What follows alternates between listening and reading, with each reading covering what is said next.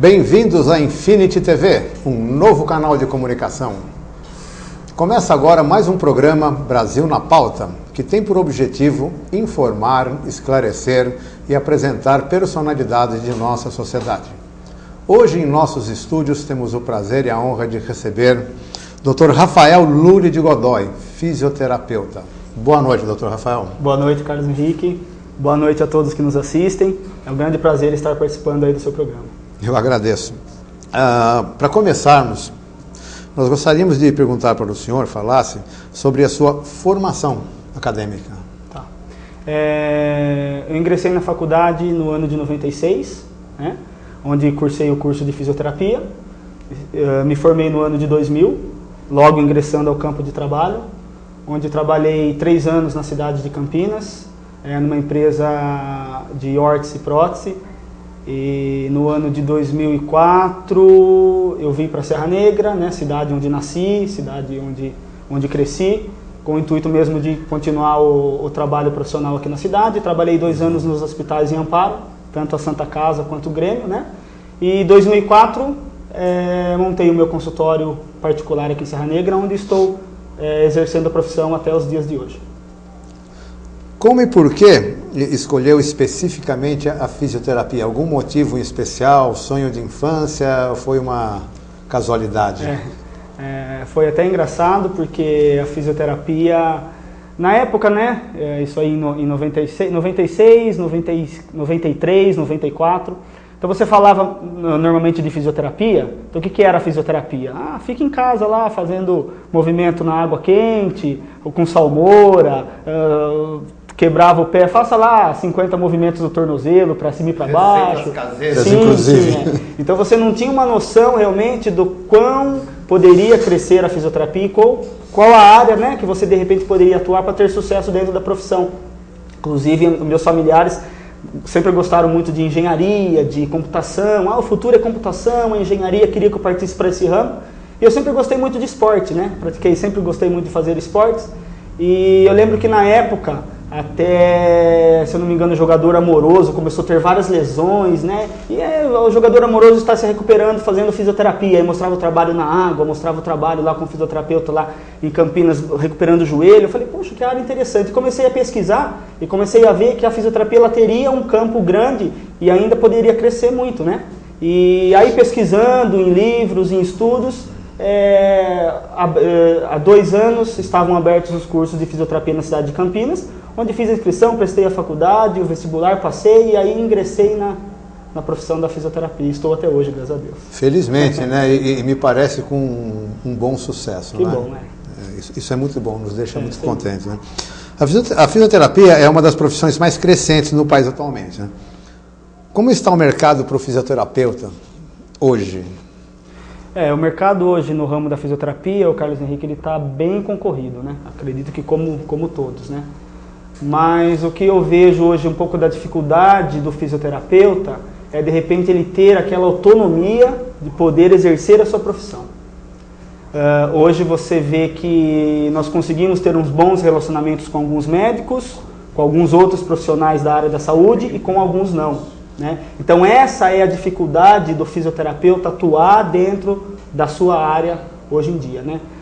As faculdades hoje, antes você falava em faculdade, faculdade em São Paulo, faculdade em Campinas. Hoje você vê cidades pequenas aí que estão lançando o curso da fisioterapia, até não com tantas estruturas. Então é muito fisioterapeuta se formando, até sem aquela própria capacidade de estar exercendo a sua profissão, né? Então hoje o mercado ele está bem competitivo. Para os bons profissionais se tem um bom resultado, para os maus profissionais acaba atrapalhando um pouco os bons profissionais. Acredito que não seja só na área da fisioterapia, né, num geral, mas hoje o mercado do trabalho da fisioterapia concentra-se nisso, muito competitividade, você entendeu? Só que você tem essa dificuldade em estar exercendo a profissão devido a esses itens que eu te passei. Bom, eu entendo o seguinte, a profissão em si, tá, eu acho ela de extrema importância. Porque hoje o cidadão, o que necessita desse tipo de atendimento especializado, ele acredita muito. Eu posso falar por mim, porque porque também agora recentemente precisei e fui atendido por um excelente profissional da área, se assim posso dizer, né? Foi ele. Motivo pelo qual gerou inclusive interesse de dissertar mais sobre o assunto e informar melhor, porque existe um problema sério da desinformação, doutor Rafael. Isso é uma coisa seríssima, né? A desinformação pega as pessoas, tá? Então nós tentamos aqui melhorar esse aspecto, né? Quais áreas a fisioterapia abrange? Faça inclusive esse comentário que eu acabei de dizer, que as pessoas não imaginam que o fisioterapeuta possa trabalhar com a respiração, por exemplo, né? Que é uma coisa, recentemente eu discuti esse assunto. É verdade? Sim, sim, sem dúvida. Hoje a fisioterapia ela atua em várias áreas, realmente, que de repente os pacientes, até alguns profissionais da área da saúde desconhecem essa área que o fisioterapeuta abrange, né?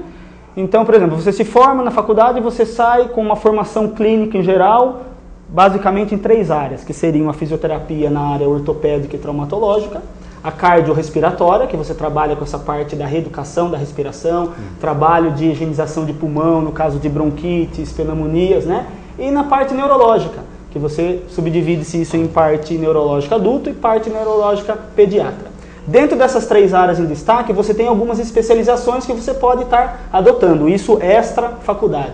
Então você se forma aos 4 anos, acaba sendo um fisioterapeuta, vamos colocar assim, um clínico geral entre essas 3 áreas que eu citei, e depois na área ortopédica e traumatológica você pode se especializar, por exemplo, em joelho, tornozelo, coluna. Na neurológica você pode se especializar em casos AVC, que são os derrames, né? Em crianças, em pediatria, na parte de má formação, essas síndromes que de repente as crianças acabam nascendo no problema congênito, você se especializa. Na parte cardiorrespiratória, hoje o fisioterapeuta tem uma grande importância dentro das UTIs, complementando o trabalho do médico, dando um suporte grande para o paciente dentro da UTI, né? Então você tendo essas 3 áreas básicas, você pode em cada área fazer vários níveis de especializações dentro do corpo humano para você estar atuando com o seu paciente. É interessante que na volta de abril, maio, mais ou menos, eu ouvi de um ortopedista uma frase interessante, que ele me disse que o trabalho dele não poderia ser completo se não houvesse o fisioterapeuta, né? Muito bom. O que você poderia dizer? Profissionais como esse ortopedista que você comentou é aquele ortopedista que realmente vê o bem-estar do paciente. Então, de repente, porque no caso do ortopedista, claro, ele é o médico, ele é o mentor, ele é a pessoa que ele conhece o seu paciente, mas ele sabe que, por exemplo, o exercício, ele não estudou. Exercício tem o profissional da fisioterapia. Assim como na parte da nutrição, assim como na parte da psiquiatria, assim como na parte do psicólogo. Então, de repente, esse conjunto, né, essa equipe multidisciplinar, onde você consegue trocar ideias entre os profissionais, quem tem a ganhar é o paciente e, claro, é também o profissional, porque você acaba associando uma profissão com a outra profissão, uma especialidade em cada... Com outra especialidade e você consegue um resultado legal. Foi interessante, eu tomei a liberdade de colocar o assunto, porque ele comentou também sobre, dentro da própria medicina, no caso, quando foi fazer a cirurgia do cidadão X,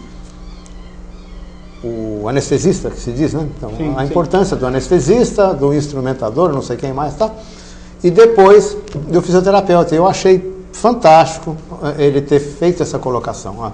Eu acho muito interessante. Muito bom, porque isso também tira até um pouco do peso do próprio médico. Exatamente. Porque ele sabe que ele está contando com profissionais capazes em cada área. Então ele faz o trabalho dele, ótimo, e não tem mais que se preocupar nas outras áreas que realmente podem ter complicações, porque tem cada profissional ali capacitado para estar exercendo aquele tipo de... Como ele mesmo diz, cada paciente é um paciente, cada caso é um caso. Na atuação dentro da fisioterapia, quais assim os principais problemas fisioterápicos, assim, os mais difíceis de tratar que você encontra na sua rotina dentro da sua clínica? Dentro do meu consultório eu trabalho muito com a parte ortopédica, né? Então a gente tem o trabalho com a eletroterapia, né? Que são a reabilitação do paciente quando ele tem um quadro inflamatório álgico, um quadro inflamatório grande. Então você tem os aparelhos da fisioterapia que você reduz essa inflamação. Então dentro desse quadro de inflamação, o que aparece muito são problemas de joelho, problemas ortopédicos de joelho e problemas de coluna, num geral. Seja pinçamentos de inervação, seja hernia de disco, os problemas degenerativos osteodegenerativos, que no caso parte óssea, parte de cartilagem, parte muscular, entendeu? São patologias que normalmente a gente mais trata dentro do consultório. Os problemas posturais, principalmente em criança, também tem bastante, né? Computador, postura errada e mochila pesada. Então você também acaba, a criança ela, nesse desenvolvimento, ela acaba adotando algumas posturas que de repente vão trazer problemas para ela no futuro. Então você acaba também tratando essas correções posturais dentro do consultório. Então eu posso entender, nós, os espectadores também podem entender que a doença chamada LER, a lesão por esforços repetitivos, na criança, ela pode ocorrer, sim. E é recomendável que seja tratada em tempo para que não venha... É um pouco até difícil de você, de repente, conseguir diagnosticar na criança, porque ela não reclama. Então, de repente, ela está no computador, então ela está lá digitando o dia todo, ela está lá no mouse, e de repente aparece uma dorzinha no punho, uma dorzinha no cotovelo.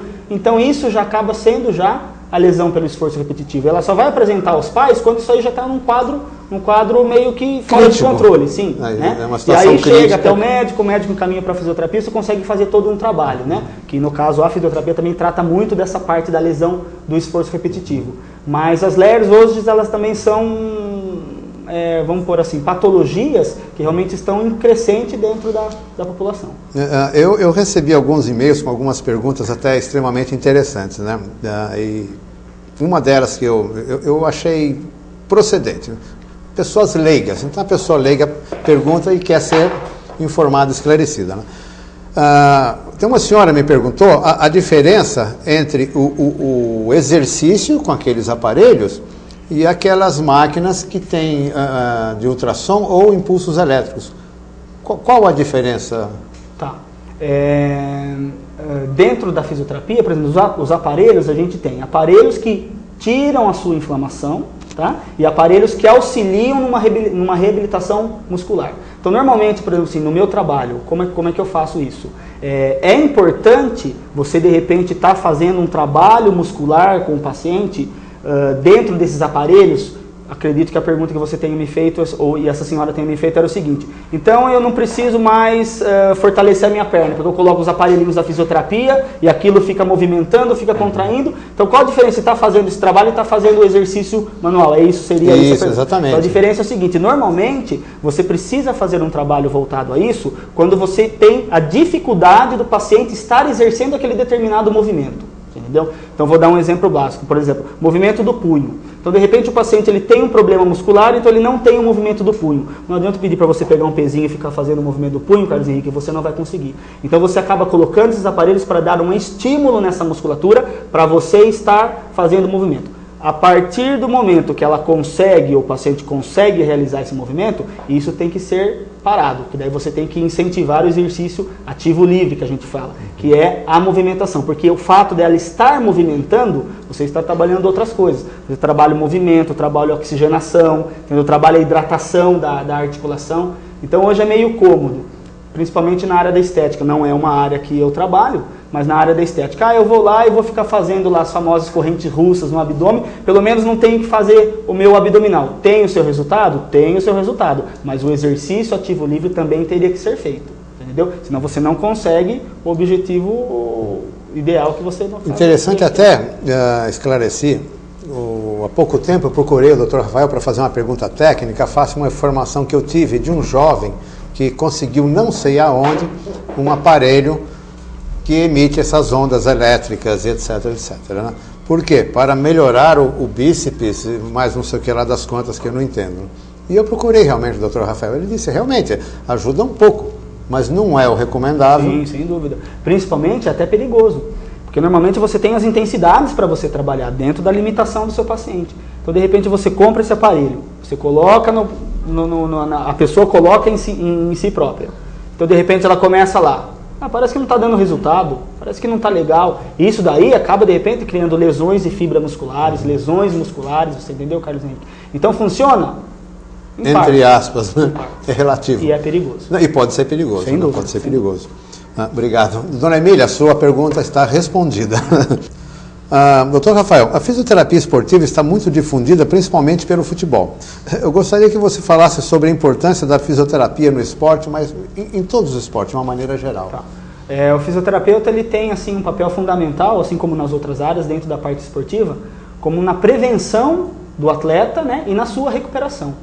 Então, a fisioterapia ela atua na parte preventiva, para você estar preparando o atleta, claro, junto com o profissional da área da educação física, um trabalho associado, para você evitar que, de repente, ele tenha lesões, ele tenha um bom rendimento dentro do seu esporte específico. Isso no geral, seja para o tênis, seja para o futebol, seja para o voleibol. E no pós-lesão, então de repente o atleta ele acaba tendo uma lesão, então hoje a fisioterapia ela trata direto e já imediato na recuperação do atleta para que ele possa voltar mais rápido no seu campo de atuação, né? Então nós vemos, por exemplo, assim, lesões musculares que hoje dentro da fisioterapia você consegue resolver com mais rapidez para a volta do atleta, entorses, problemas de ligamento, problemas tendíneos, que você consegue, de repente, estar fazendo um trabalho voltado dentro da fisioterapia, da recuperação muscular, através dos aparelhos da eletroterapia, para você minimizar quadros inflamatórios e a recuperação, para o atleta estar voltando mais rápido no seu campo de atuação. Então, a fisioterapia, ela funciona no esporte na parte preventiva, tá? E na pós-lesão, em acelerar a recuperação e a volta do atleta no seu campo específico de esporte, de atuação. Muito interessante. Em alguns casos, nós podemos perceber aí, face pesquisas, que após o tratamento que o fisioterapeuta aplicou e determinou para o seu paciente, alguns pacientes já ficaram bons, estão bons, e alguns permanecem fazendo alguns exercícios, inclusive de hidroginástica. Sim. O que o senhor pode dizer a respeito? Normalmente isso aí ele está inserido em cima do tipo da lesão. Então, de repente, você tem lesões que são iguais, mas de repente num grau mais elevado, né? Então, de repente, você consegue a recuperação rápida do paciente, você faz a avaliação e ele já está apto para estar à volta. De repente, o paciente, você tira o quadro inflamatório dele, mas você vê que, de repente, ele tem alguma ainda debilidade na musculação, na sua parte muscular, na sua parte articular. Então, você faria o quê? Você encaminha para estar fazendo movimentos parecidos com o esporte que ele atua, para, de repente, você conseguir estar inserindo a pessoa no seu esporte novamente. Não varia muito E é interessante, que informação que eu tenho também, que alguns pacientes que tiveram suas lesões, tiveram seus problemas, procuraram o seu fisioterapeuta e tiveram seu problema resolvido. E alguns, mesmo não sentindo dor, continuam fazendo exercícios de uma maneira preventiva. Isso é recomendável? Sim, sem dúvida. Eu costumo brincar sempre com meus pacientes assim. Você escova o dente só quando você tem cárie? Eles ficam assim. Não, você escova o dente para não ter cárie. A fisioterapia ela funciona praticamente assim. Você faz o exercício só quando você tem lesão ou você faz o exercício numa forma de prevenção. É interessante, né? Então, como o paciente às vezes ele é um pouco leigo dentro desse assunto, então ele tem um entorse de tornozelo. Ele está mancando, ele vai para a fisioterapia, você faz a reabilitação. Dentro da fisioterapia, ele vê um paciente que está lá fazendo exercício de alongamento, porque ele tem má postura. Você vê que o paciente está fazendo exercício de fortalecimento, porque ele trabalha muito tempo em pé, agacha, levanta. Então ele está prevenindo a sua musculatura e ele se interessa. Então ele chega ao fisioterapeuta, o que o paciente fulano tal está fazendo? Ele está fazendo um trabalho de prevenção, porque o trabalho que ele exerce requer muito posturas erradas. Então ele faz um trabalho de prevenção para conseguir executar o trabalho dele normalmente, sem ter a predisposição de repente ter uma lesão. Então seria o trabalho preventivo, né? Então às vezes o paciente continua fazendo a fisioterapia de uma forma preventiva, para evitar novas lesões. Isso é importante. Muito interessante. A fisioterapia entra em cena principalmente nos fatores de reabilitação, mas é sabido que também é usada em ações preventivas, como nós acabamos de dizer, né? A pessoa pode, assim, não sentir nada, mas ter o temor de que venha ocorrer alguma coisa tal. Ela pode procurar um fisioterapeuta para ter uma terapia preventiva? Sim, sem dúvida. É o que a gente falou no tópico anterior, né? Então, de repente, o paciente ele não apresenta nenhuma patologia, mas ele pensa num futuro saudável, ele pensa, de repente, vamos colocar assim, uma velhice saudável, você entendeu? Então, de repente, ele nota que ele tem alguns movimentos que estão difíceis para ele não incomodam, mas estão difíceis.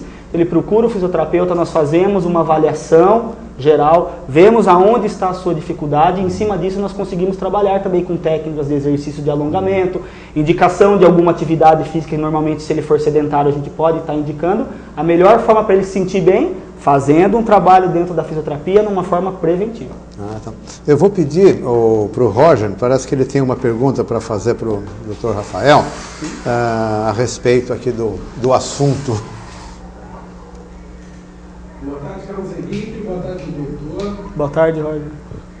Agora vai. Boa tarde, Carlos Henrique. Boa noite. Boa noite, é verdade. Boa noite, doutor. Boa noite. Conheço o Rafael já de um tempinho, na época que a gente ia pra academia. Você viu que pra verdade. mim não adiantou nada, né, doutor? Que nada, você está bem. Fazia tempo que eu não te via, mas você está bem. Doutor, a gente estava falando sobre condicionamento físico e tal. Esses aparelhos que vendem pela televisão que prometem condicionamento físico rápido, eles podem trazer algum problema para o usuário? Sim, sem dúvida. Porque hoje esses aparelhos, eles são modulados numa frequência estudada dentro da fisiologia do corpo humano.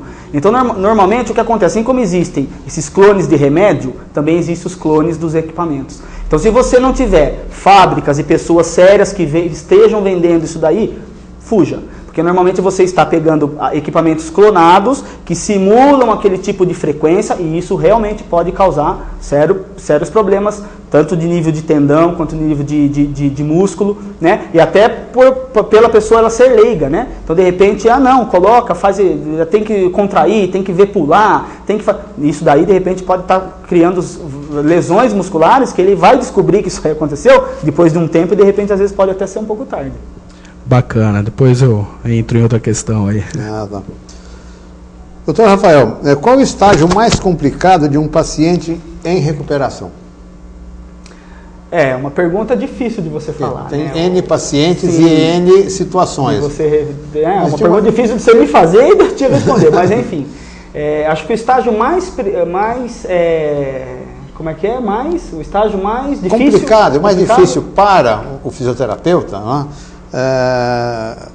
Quando ele está tratando de um paciente, durante a recuperação desse paciente, existe um estágio mais difícil, dependendo da gravidade da lesão? Tá.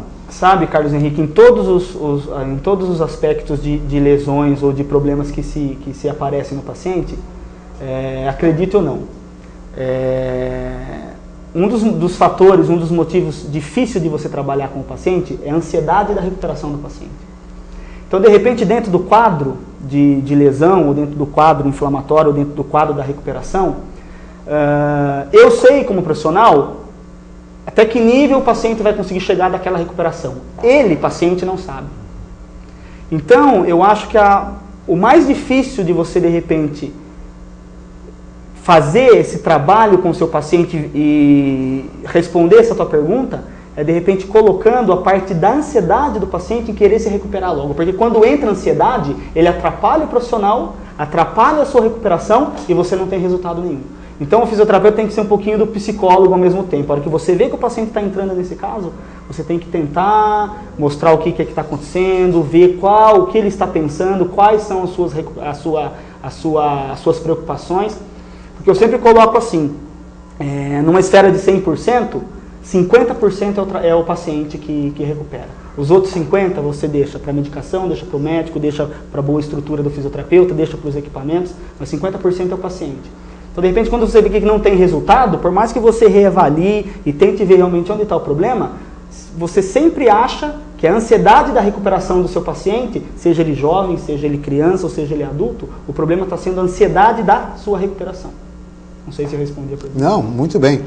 Tem uma outra situação interessante que eu vivi quando eu precisei usar o serviço de um fisioterapeuta e, por consequência, a clínica. Uma pessoa que estava acompanhando comigo, assim, em horários parecidos, e me parece que o fisioterapeuta determinou 15 sessões, né? E, se não me engano, era quinta a sexta, ele dizia, eu não sinto efeito nenhum e queria desistir, né? E eu dizia, eu acho que não é assim, não é pastel. Sim, sem dúvida. Cai naquilo que eu te falei. Então, de repente, eu como profissional, sei como ele está evoluindo e sei que, de repente, ele vai chegar num nível de recuperação. Ele, paciente, não. Então, de repente, essa ansiedade, porque queira ou não é fácil, né? até a palavra paciente realmente tem que ser paciente. Porque você fica lá, faça tantos movimentos para cima, faça movimentos para baixo, alonga aqui, fica 15 minutos nesse aparelho, fica 15 minutos naquele. Você voltar lá 10 sessões, 15 sessões, realmente tem que ser paciente, né? Então, normalmente, essa ansiedade acaba atrapalhando um pouquinho a recuperação. E esse exemplo que você vivenciou lá dentro do consultório acontece bastante. É interessante, né? Bom, antes de eu chamar os comerciais, eu vou fazer mais uma pergunta, que é referente às UTIs. A fisioterapia nas UTIs ela é muito usada, não? Eu gostaria que você falasse um pouco sobre essa modalidade e a eficácia que produz. Sim. É uma área também muito crescente nos últimos anos, onde o fisioterapeuta ele atua direto com o paciente na UTI, né? Então, o paciente ele está em cirurgia, tem o fisioterapeuta acompanhando para ver como é que está a sua respiração, tá? Aonde ele está trabalhando, onde ele não está trabalhando, como é que está o posicionamento do membro dentro daquela cirurgia, porque isso são itens importantes para ele recuperar depois. Então, seja qual o grau da patologia, qual o grau da lesão for, o paciente depois do seu pós-operatório ficando na UTI, então se ele está sedado, ele está sem movimento, ele está parado. Então, o fisioterapeuta ele está simulando os seus movimentos articulares, alongamento, para não entrar em atrofia, né? O fisioterapeuta ele cuida da parte respiratória do paciente, tem aqueles maquinários, né, que são os respiradores mecânicos. Então você está vendo realmente a hora que o paciente ele se torna voluntário com a respiração, então você tem que desmamar o paciente desse aparelho, né? A hora que de repente está faltando, parece que respiração para o paciente, então você precisa fazer o respirador ser um artifício mecânico, você chama o médico e ali você ajusta o melhor parâmetro para o paciente. No seu pós-operatório, depois de algum tempo, a própria recuperação do paciente dentro do leito da UTI, né? Trabalhando a parte respiratória, porque fica parado, fica deitado, então de repente pode aparecer os problemas aí das bronquites, pode aparecer as pneumonias que são complicados, né? Problemas respiratórios pela falta do pulmão, né? De você não estar movimentando e não estar fazendo aquela respiração que normalmente você precisa. Então de repente o fisioterapeuta ele está agindo nessa área, então o fisioterapeuta hoje dentro do hospital, dentro da UTI, ele é de fundamental importância. Muito bem, muito obrigado. Bom, nós vamos chamar os nossos comerciais. Dentro de 3 minutos nós voltamos com o segundo bloco do Brasil na Pauta. Até já.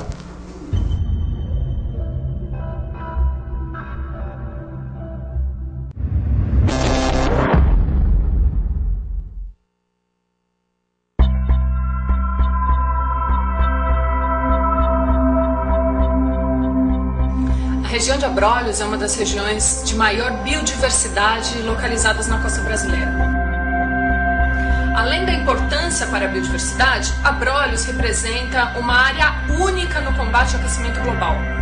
Pode absorver gás carbônico e também regular a temperatura do planeta. Essa região hoje se encontra duplamente ameaçada pelo aquecimento global e o seu principal vetor, a exploração de gás e óleo. Proteger permanentemente Abrolhos pode ser um forte compromisso do governo brasileiro na sua atitude de combate à crise climática. Acesse o site do Greenpeace e acompanhe as novas informações sobre o que acontece na região dos Abrolhos. Participe! www.greenpeace.org.br.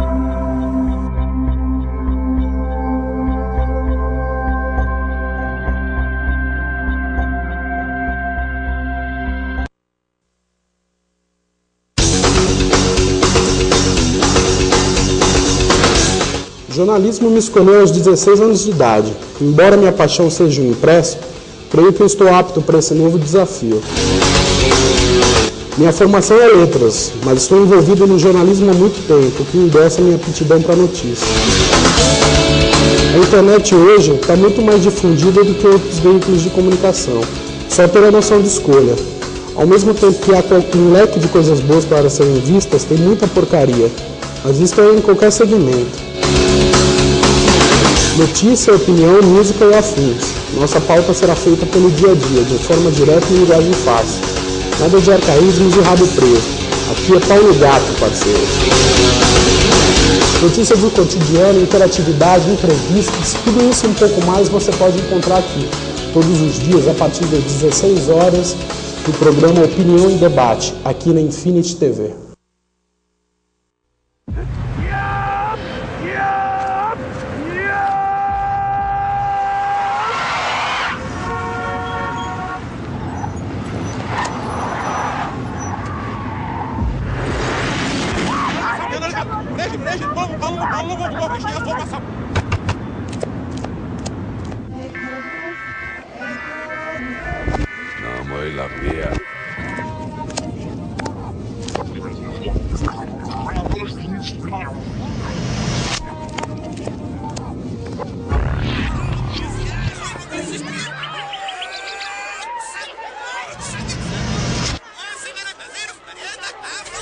Quem financia a violência é o tráfico de drogas. E quem sustenta o tráfico é você.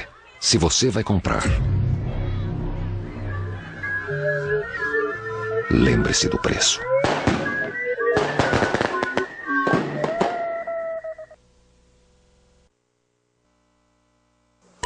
Mais importante do que como sua marca vai ser mostrada é onde ela irá ser mostrada. A interatividade e a massividade da internet possibilitam que sua marca viaje pelo mundo inteiro, indo de encontro com um universo sem limites, onde milhões de pessoas estão conectadas esperando para ver o que você tem a oferecer.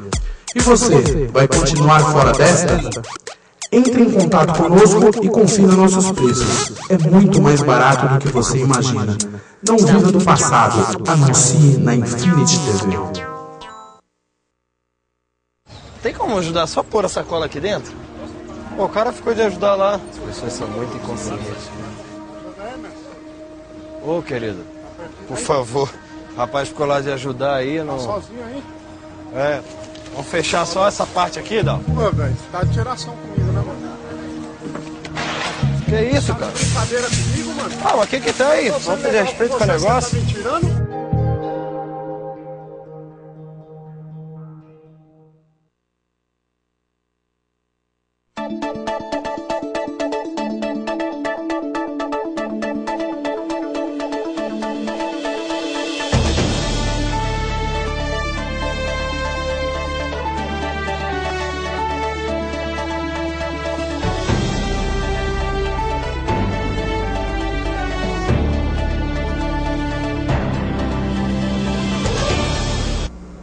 Voltamos para o segundo bloco do Brasil na Pauta. Estamos aqui hoje com o Dr. Rafael Lully Godoy, fisioterapeuta. Doutor, já começando a todo vapor, eu gostaria de perguntar para o senhor, em acidentes que provocam múltiplas fraturas, qual é a recuperação? Quando recupera. Quando recupera. Quando recupera. Porque normalmente múltiplas fraturas, você engloba acidentes complicados de carro, de moto, e normalmente não fica só nas múltiplas fraturas. De repente você pode ter uma lesão em coluna, você pode ter uma lesão neurológica maior, que daí a pessoa ela fica impossibilitada quando não vai a óbito, né? Mas esses tipos de fraturas entra um pouquinho naquilo que eu te falei da ansiedade do paciente, dele se ver recuperado, né? E é um dos fatores mais difíceis de você recuperar seu paciente, um tipo de lesão difícil de recuperar, porque você depende do jeito que o organismo do paciente vai estar reagindo para aquela consolidação. Você precisa do tempo teórico de imobilização para o osso ele estar consolidando, entendeu? Aí de repente você tem que trabalhar aquela parte que ela está parada, que não teve problema nenhum, mas depois ela vai criar uma aderência porque ela ficou sem movimento, você entendeu? Então você tem que fazer o trabalho meio que assim, esperando o tempo, dar o tempo ao tempo, apostar que o paciente de repente consiga recuperar rápido, seu metabolismo seja rápido, né? Tentar prevenir algumas outras coisas que de repente podem estar aparecendo naquele tipo de problema que possa deixar ele com dificuldade. Por exemplo, você faz uma lesão de uma fratura, por exemplo, do seu braço. Então você fica imobilizado, né? Só que o seu punho não teve nada a ver com o problema do seu braço. Mas o tempo que você ficou imobilizado com o seu punho, a hora que você vai tirar a imobilização, você perdeu o movimento do seu punho. Então, de repente, você também pode estar prevenindo aquele movimento do punho para não estar perdendo aquele movimento, né? O movimento dos dedos. Aí quando você tira a imobilização, o paciente está preocupado com o braço, mas de repente ele vê que o punho não mexe. Ele fala, mas peraí, agora eu vou ficar sem o movimento do punho? É a hora que entra a ansiedade que eu te falei.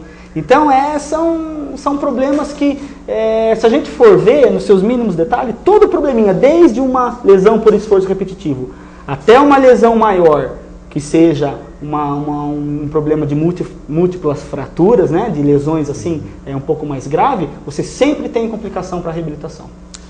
Infelizmente, os jovens são afoitos, irresponsáveis e provocam muitos acidentes com motocicletas, né? Invariavelmente, esses acidentes provocam fratura de fêmur, tíbia, perônio, que imobiliza a perna toda, tá? E muitas vezes o paciente ele fica totalmente imobilizado. Isso então quer dizer que ele não usando nenhuma das duas pernas, né, Então ele requer que a outra perna também necessite de fisioterapia. Sem dúvida. Sabe? Um tipo, né? Uma modalidade especificamente. E a perna fraturada também requer essa paciência, né? O interessante mesmo é andar mais devagar com a moto, né, doutor? Eu também acredito, viu? Lamentavelmente, no Brasil, isso é um caso seríssimo. Já se fala em saúde pública. Por quê? Em São Paulo, doutor, para o senhor ter uma ideia, morre um motociclista por dia. Tá? E o atendimento de urgência chega a receber mais de 130 chamados por acidentes de motocicletas. Infelizmente, sabe? Eu gostaria que o seu consultório não tivesse acidentados com motocicletas, né? E sim por por outras coisas. Mas não, isso requer um custo muito grande para o país, né? E um sofrimento muito grande para a família também, né, doutor? E só acrescentando um pouquinho, Carlos Henrique, infelizmente, mesmo você tendo pacientes que sofram esse tipo de problema, que de repente podem recuperar ou não podem recuperar, o nível de conscientização continua sempre o mesmo. Quero voltar, pegar minha moto e sair por aí, infelizmente. É triste. Isso é uma informação triste, né? Em pacientes que sofreram assim, sequelas irreversíveis, sejam elas patológicas ou por acidentes, como se dá a reintegração dos mesmos ao seu habitat, ao seu convívio? O paciente normalmente ele tem que ter um apoio muito grande disso aí da família, né? Por quê? Porque eu digo a família? Porque normalmente quando são casos que você de repente não pode mais voltar a ser o que você era antes, se o papel da família não estiver junto com o paciente, aí ele você não consegue resultado, nem o resultado que você não vai conseguir mesmo, porque você não consegue recuperar mais, e você acaba desandando o paciente no seu psicológico, né? Tem muitos casos que os pacientes tentam se matar, tem muitos casos que os pacientes desanimam e não querem mais comer, de repente não tem mais aquele estímulo da vida. Então o papel da família nesses casos é de fundamental importância. O profissional que também vai estar todo o tempo com o paciente também tem que ter aquele bom senso de estar trabalhando também um pouco do psicológico do seu paciente, porque a gente fica um pouco meio que com as mãos atadas. O porquê? Porque você não pode dar, em casos, por exemplo, irreversíveis, você não pode dar esperança para o teu paciente e você também não pode tirar a esperança do seu paciente. Não pode provocar a desesperança, sem né? dúvida. Porque se você tiver esse meio tempo, você consegue, porque a medicina, eu acredito que ela não seja exata. Porque acontecem muitas coisas dentro da medicina que você nem calcula, você entendeu? Então você não pode ser exato, não vai voltar mais a fazer isso, ou vai voltar a fazer isso. E nesse meio termo, a gente tem que ter o equilíbrio para dar esperança para o paciente, entendeu? Para ele conseguir, de repente, dentro da esfera do que de repente ele possa chegar, a recuperação melhor para ele. É interessante porque o profissional, o fisioterapeuta, ele também requer um equilíbrio emocional muito grande. Então é preciso que tenha uma vida estável, tranquila, soberana. Sem dúvida, porque se a gente absorver todo esse tipo de problema... Exatamente. Tadinha da Ana Paula quando eu chegar lá. Vai ficar muito brava. Vai, sem dúvida. Uma pergunta que eu gostaria de fazer, também eu recebi por e-mail, né? Quando o paciente não pode ir à clínica, como funciona?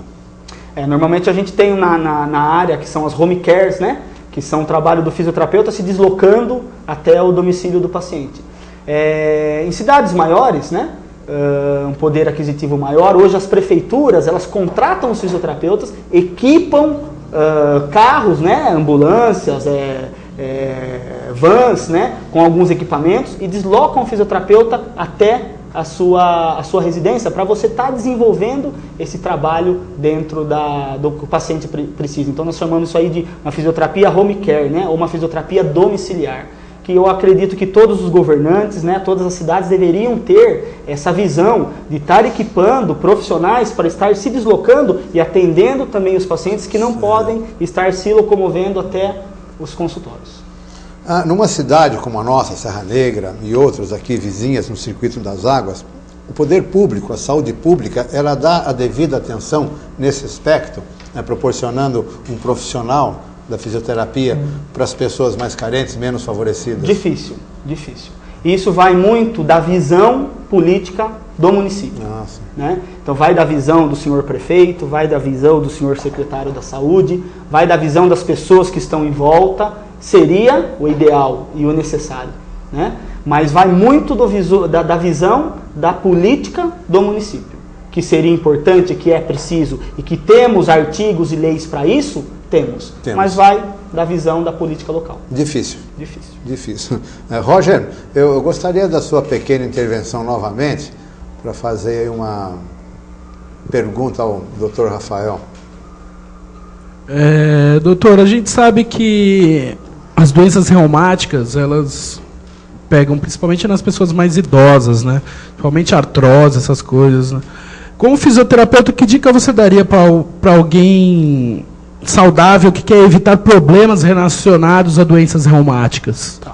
Roger, as doenças reumáticas, elas podem ser desencadeadas por um desequilíbrio muscular que acaba criando uma sobrecarga na articulação ou por um desequilíbrio fisiológico. Então, de repente, uma infecção no sangue ou, de repente, algum problema que, de repente, ela pode desencadear pela sua genética, né? Então, normalmente, qual é a dica? Sempre estar procurando o médico, estar fazendo exames esporádicos para ver como é que está seu nível sanguíneo, para você estar sabendo realmente o que pode estar acontecendo. E na parte de prevenção, você sempre estar praticando uma atividade física, principalmente exercícios que você faça contração da sua musculatura. Porque você trabalhando a sua musculatura, seja bíceps, seja abdômen, seja coxa, você tem uma musculatura forte, que essa musculatura forte ela vai estar protegendo a sua articulação, evitando que mais lá na frente você crie os atritos ósseos, e aí vem as doenças de degeneração, né, as doenças de cartilagem. Então isso na forma preventiva, mas tem que estar fazendo também o acompanhamento médico para ver, porque se de repente aquilo for um fator fisiológico, você pode estar até fazendo toda essa prevenção, uma hora ou outra você vai ter as artrites, vai ter as artroses, mas como forma preventiva, o exercício físico, principalmente a hidroterapia ou a hidroginástica, ou uma musculação bem feita e bem acompanhada, é o mais indicado. Doutor Rafael, toda classe, seja qual for, médica, engenheiros, todos se submetem a um conselho, não? Existe um conselho específico para o fisioterapeuta? Sim, existe. O CREFITO. Então, o CREFITO é o Conselho dos Fisioterapeutas, né? Então, assim como o CRN dos nutricionistas, o CRM dos médicos, existe o Conselho do CREFITO, que é o Conselho do Fisioterapeuta, no qual eles estão sempre investigando, estão sempre vendo as condutas do fisioterapeuta, e uma classe bem unida, viu? A parte do Conselho do CREFITO, nesse convívio e nesse relacionamento entre a instituição e o profissional, há uma união muito legal. E aqui na nossa região, contamos Campinas. Só em Campinas. Só em Campinas, não. Nós tínhamos o CREFITO em São Paulo, que era a sede. Hoje abriu uma filial na cidade de Campinas, ficando mais fácil para os profissionais da região, mas a filial mais próxima aqui da nossa cidade de Serra Negra, nesse conselho do CREFITO, que é o órgão do fisioterapeuta na cidade de Campinas. E qual a importância do CREFITO para o profissional e para o paciente? Eu acredito que é investigar como está sendo a conduta do fisioterapeuta. Porque se de repente o CREFITO, o papel do órgão, ele está fiscalizando o trabalho do fisioterapeuta, ele está indo até o consultório, vendo como é que está sendo o tratamento do fisioterapeuta, como que a estrutura física do seu consultório, como está a manutenção dos aparelhos, se estão mandando para manutenção, se não estão mandando para manutenção. Essa fiscalização, vamos pôr assim, deixa o paciente em dia. O fisioterapeuta em dia. O fisioterapeuta estando em dia, ele tem um recurso quase 100% de cuidar do seu paciente. Ele cuidando quase 100% com tudo regular do seu paciente, a recuperação do paciente, claro, pode ser a melhor possível. Interessante, né? Sim. Bem mais interessante. Eu gostaria de entrar numa área, também a pedidos de algumas pessoas que me mandaram e-mails, sobre a fisiogeriatria. Não sei se a informação é correta ou não, me parece que o doutor Rafael, eu vou usar o termo especialização, estudou mais ou se especializou. Procede a informação? Sim, sim. No ano de 2009, eu terminei uma especialização em Campinas, na Universidade de Campinas, na Unicamp, né? Em geriatria, né? Geriatria ou gerontologia, né? Geriatria ela já é um termo mais virado para a parte médica, que é o médico que estuda o caso clínico do paciente. A gerontologia ela já é uma sigla que de repente outros profissionais da saúde podem estar estudando os sintomas do paciente e estar tratando o paciente. Então seria geriatria e gerontologia, né?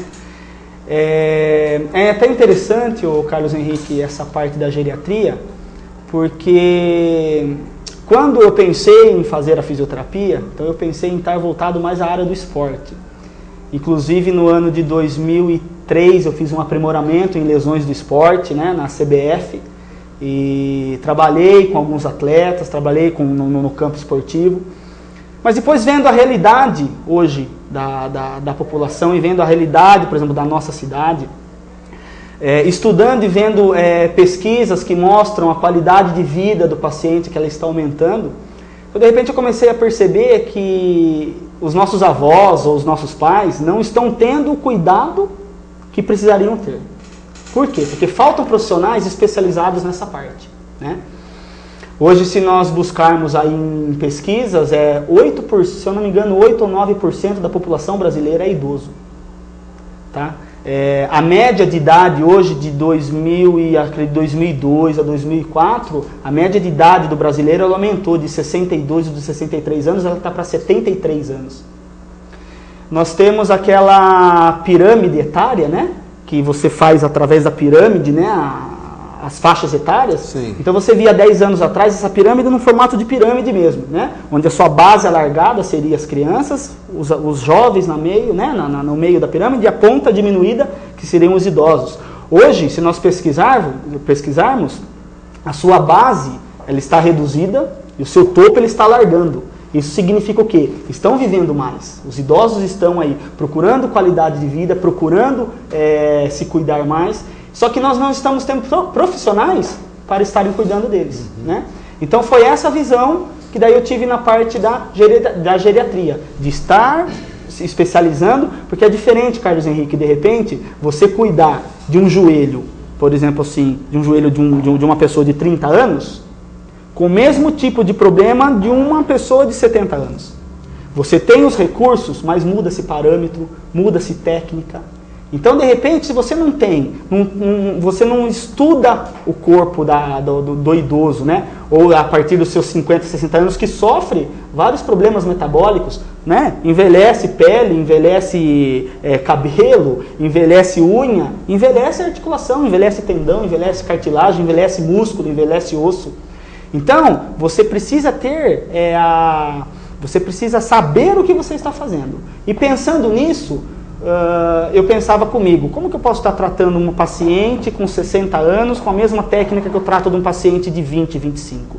E aí foi que eu busquei a especialização em geriatria, gerontologia, né? Onde eu faço um trabalho também no consultório voltado aos pacientes aí da terceira idade.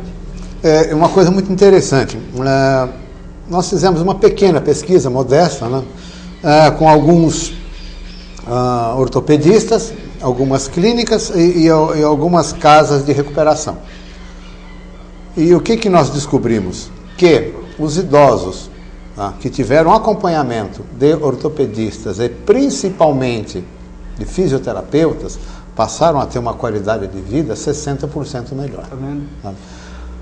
Problema, essas pessoas têm um certo recurso. Tá? Voltamos ao ponto do poder público, da vontade política, né? Porque em Serra Negra, em Amparo, em Águas de Lindóia, nós temos casas, que agora não se pode mais falar asilo, é lar dos velhinhos, né? Sim. Respeito muito que seja lar dos velhinhos. O importante é que os idosos estejam sendo atendidos. Isso é uma utopia? Seria um sonho imaginar que algum dia o poder público daria atenção devida, mantendo para esses idosos menos favorecidos, ortopedistas e principalmente fisioterapeutas, porque essa informação vem dos ortopedistas, né? E o mais importante que eles é o fisioterapeuta, que vai acompanhar. Sim, sem dúvida. Por esse resto de vida, né? Para essas pessoas, né? E que esse resto de vida seja com qualidade, seja saudável. Tudo isso, Carlos Henrique, eu acredito que seja realmente, tem que ter visão, tem que ter uma visão. Tem que ver realmente a necessidade disso daí. É um sonho? Não sei se pode realmente falar assim, é um sonho. Mas foge um pouquinho hoje da nossa realidade. Você entendeu? Que infelizmente os nossos governantes não estão voltados para isso, né? Hoje, infelizmente, 70 anos, 80 anos, 60 anos, já é velho.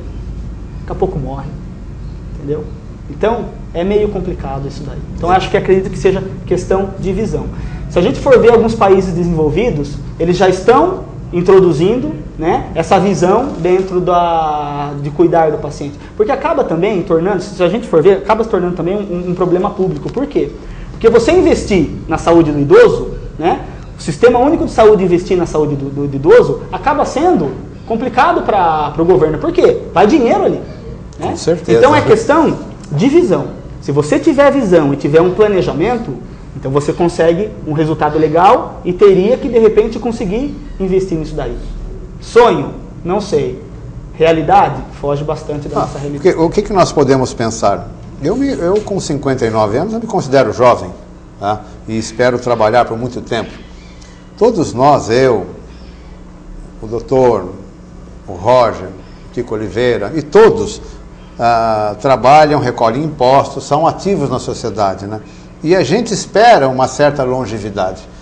E essa longevidade com uma certa qualidade de vida, tá?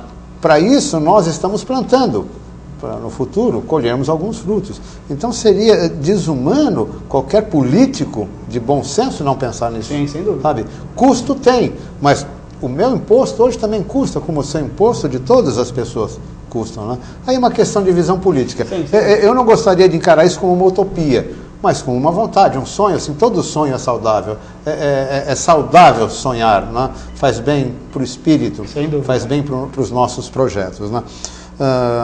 Doutor, quais os erros mais comuns dos pacientes que não seguem à risca as recomendações dos fisioterapeutas? Pergunta chata. Chata mesmo, viu?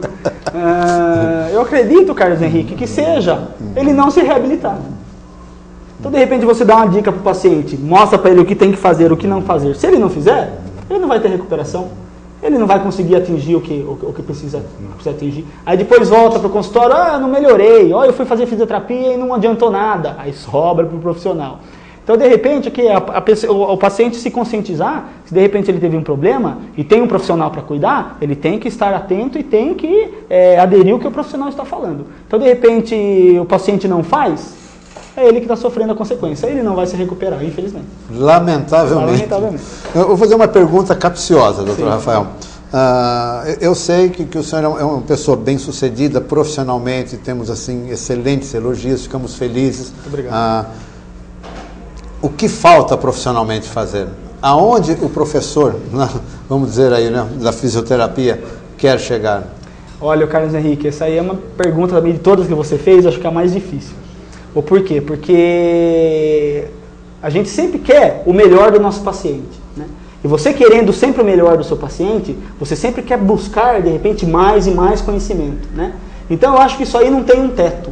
Eu acho que, de repente, você cuidar com carinho do teu paciente, você, de repente, descobrir novas doenças, novas patologias, de repente, dentro da minha profissão, onde eu posso, de repente, chegar para cuidar daquilo, isso cria um campo amplo para você sempre estar se aperfeiçoando, estudando, estar correndo atrás do que você pode fazer para você cuidar do teu paciente. Porque eu acho que isso tem que ser um pouco meio também humano, sabe, Carlos Henrique? Porque hoje, sim, o que acontece você pode estudar para ser médico, mas você tem que ter o dom do médico, de ser médico. Porque daí você tem resultado. Qualquer um hoje pode ser político, mas você tem que ter dom para ser político. A minha profissão é a mesma coisa. Qualquer um pode ser fisioterapeuta. Não que eu tenha o dom da fisioterapia, mas de repente eu acho que você tem que ter aquele bom senso e ter aquele sentimento dentro de você, que além de você estar cuidando de um paciente, ali também é um ser humano, ali também é uma pessoa que tem sentimento e que está confiando totalmente no seu trabalho. Então essa pergunta que você me falou, o que falta para você? Graças a Deus, não posso falar que eu tenho tudo, né? Sempre a gente falta um pouquinho a mais. Mas não tem como eu estipular um teto, porque a gente sempre vai estar buscando o melhor para o nosso paciente. Ou seja, o eterno insatisfeito, está sempre querendo mais, né? Aprender mais para sempre servir melhor. Servir melhor, né? Sempre melhor, qual é a hora mais difícil para o Rafael, né? Quando ele entra na clínica ou quando ele sai da clínica? Eu acho que o trabalho em toda a profissão, né? Mas todo o trabalho da fisioterapia, ele é um pouco desgastante. né? Então você chega na clínica, chega no seu consultório, você está com a bateria 1000, né? Seu último paciente, você tem que também estar com a bateria 1000, porque você também você precisa tratar o seu paciente. Mas o dia a dia que você teve, de tanta coisa que você escutou, que você se esforçou em ajudar, que você maquinou, um tratamento não deu certo, vamos mudar ali, vamos mudar ali. Então eu acredito que o final do dia, a gente sempre está um pouco mais exausto. Então não que seja difícil, mas a gente sempre está um pouco mais exausto e é a hora que de repente a gente fala, agora eu preciso ir para casa, relaxar, tomar um banho, jantar, dormir um pouquinho, que amanhã tem mais.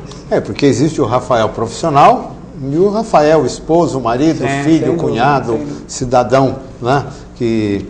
E nas horas vagas, quais são os hobbies do Dr. Rafael? Eu sou muito caseiro, né?